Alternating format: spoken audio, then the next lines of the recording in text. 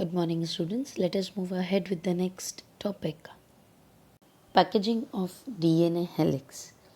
Taken the distance between the two consecutive base pairs as 0.34 nanometer if the length of the DNA double helix in typical mammalian cell is calculated simply by multiplying the total number of base pairs with the distance between the two consecutive base pairs, that is 6.6 into 10 to the power 9 base pairs multiply 0.34 into 10 to the power minus 9 per base pair. It comes out to be approximately 2.2 meters, a length that is far greater than the dimension of a typical nucleus, that is 10 to the power minus 6 meter.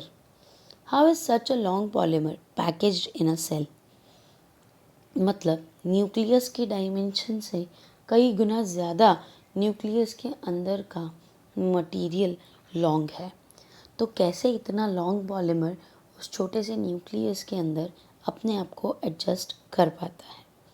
If the length of E. coli DNA is 1.36 millimeter, then to calculate the number of base pairs in E. coli, we have to divide the length by 0.34 nanometer.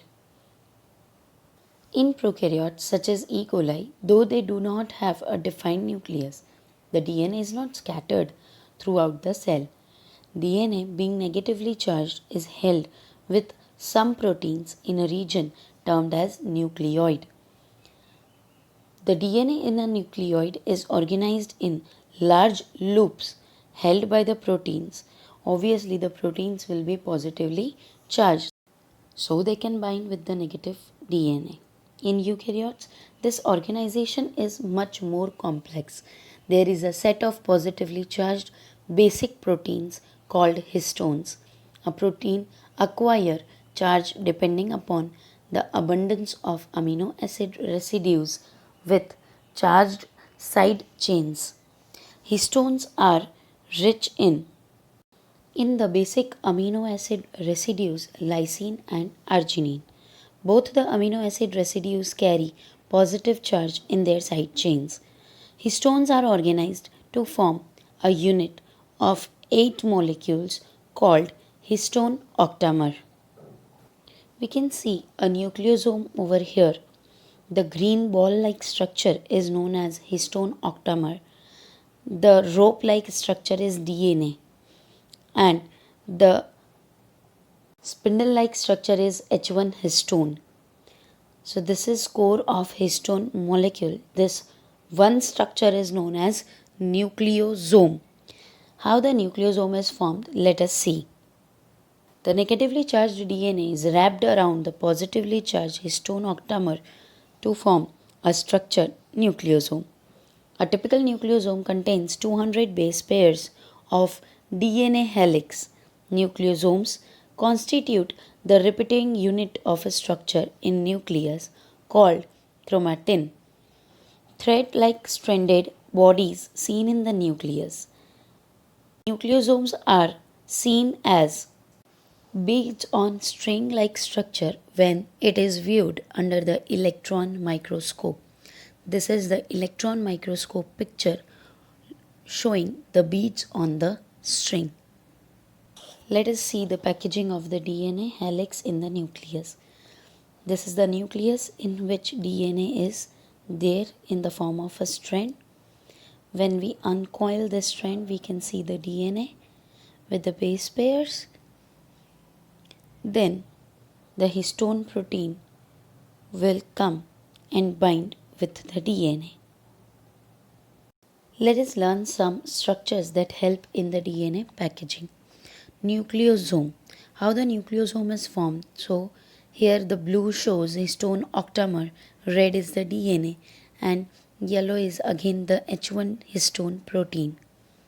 So this long and the spherical are the histone proteins, while red rope-like structure is a negatively charged DNA.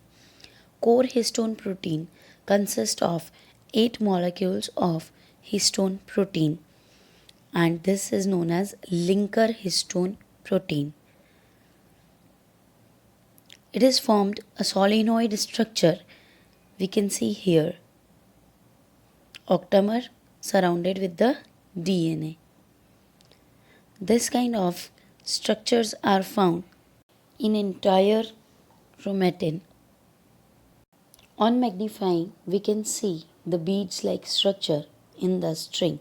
Hence, it gives beads on string-like structure. Let us see the coiling of the DNA around the nucleosome structure. Once it is coiled, then the linker protein H1 protein is binded so that it cannot uncoil itself. Theoretically, how many such beads or nucleosomes will be present in a mammalian cells? The beads-on structure in chromatin is packaged to form chromatin fibers that are further coiled and condensed at metaphase stage of cell division to form chromosomes.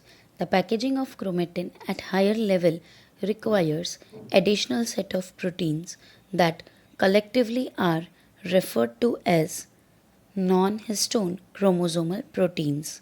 In a typical nucleus, some region of chromatin are loosely packed and stains light and are referred to as euchromatin.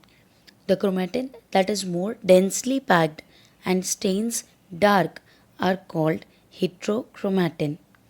Euchromatin is said to be transcriptionally active chromatin, whereas heterochromatin is inactive. The search for genetic material starts. Even though the discovery of nuclein by Mischer, the proposition for principles of inheritance by Mendel, but that the DNA act as a genetic material took a very long time to be discovered and proven.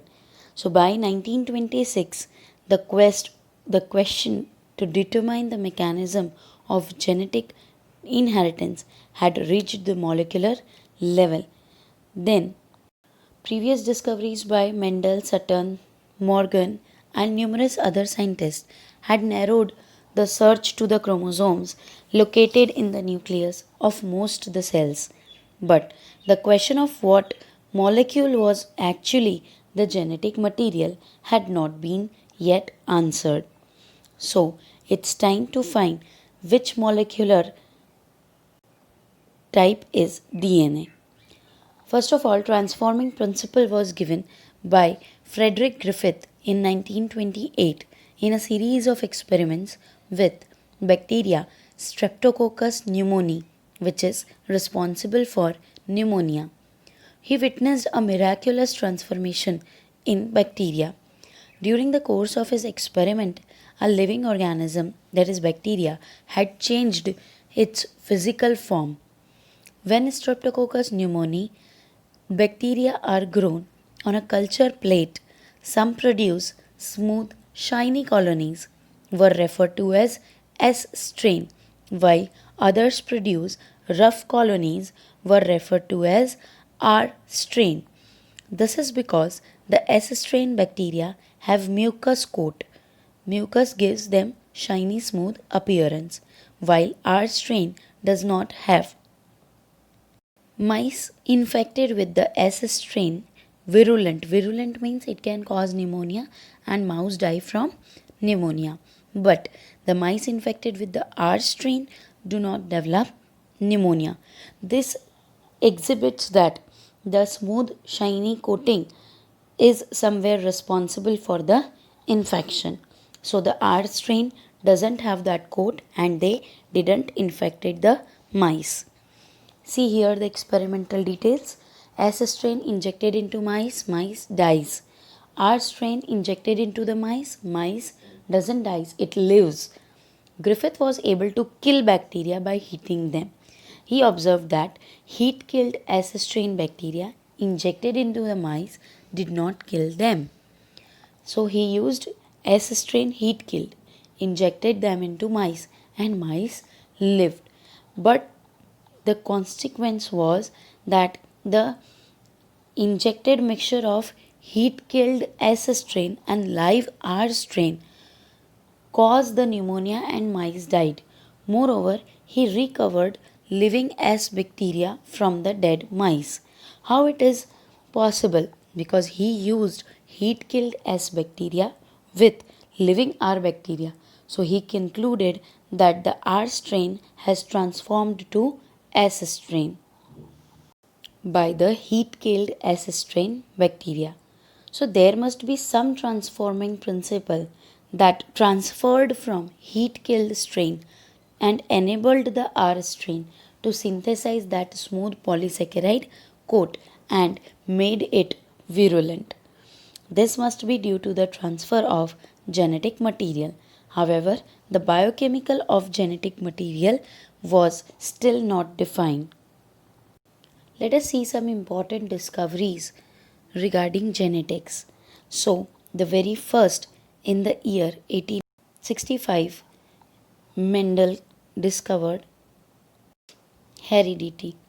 Then in 1902, Sutton and Boveri came and discovered the chromosomal theory of inheritance.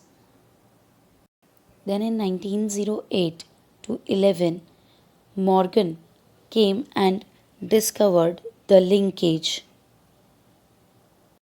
He worked on the fruit flies and concluded that the closely present genes are linked. Then in 1928, Frederick Griffith found the bacteria pneumococcus strains which cause pneumonia. He performed several experiments taking Streptococcus pneumoniae and mice. It consists of factor which produces two types of bacteria, one with the bacteria type 1 and second with the bacteria type 2. When he injected smooth strain, that is S strain, into the mice, he got different results from the R strain injected into the mice. R strain, that is rough strain. So, the covering consists of the polysaccharide which gives the smooth appearance which R strain was lacking. S strain was virulent, that is, it kills the mice, while here in the R strain, no capsule, so it was avirulent, that is, no killing of mice. Question arises, what is there which causes the formation of the capsule in the S strain but not in the R strain? Pneumococcal strains were grown separately in the petri dish and then injected into the mice. First, S strain injected, mice died. Then R strain injected, mice live. And thirdly, when the heat killed smooth S strain bacteria were injected into the mice, mice remained as it is. But the confusion arises when the heat killed S strain is mixed with the R strain bacteria. This mixture, when injected into the mice died. Why it happened? What makes the mice died? So, the reason for the dying of the mice was the transformation of the R strain into the S strain by the genetic material of the heat killed S strain bacteria. So, this is all about the Griffith's experiment, and he concluded that there is something which is transferred from S strain to the R strain, thereby making it S live bacteria. See how the transformation occurred. The genetic material from the S strain moved to the R strain, and the R strain changes to the S strain and becomes virulent. So the injected mixture in the mice caused the mice die because of the virulent S strain bacteria present in the mixture. Biochemical characterization of transforming principle. Prior to the work of Oswald Avery, Colin MacLeod and Maclean McCarthy in 1933-34, the genetic material was thought to be a protein. They worked to determine the biochemical nature of transforming principle in the Griffiths experiment, because Griffiths only showed that transformation occurs, but the nature of genetic material was unknown.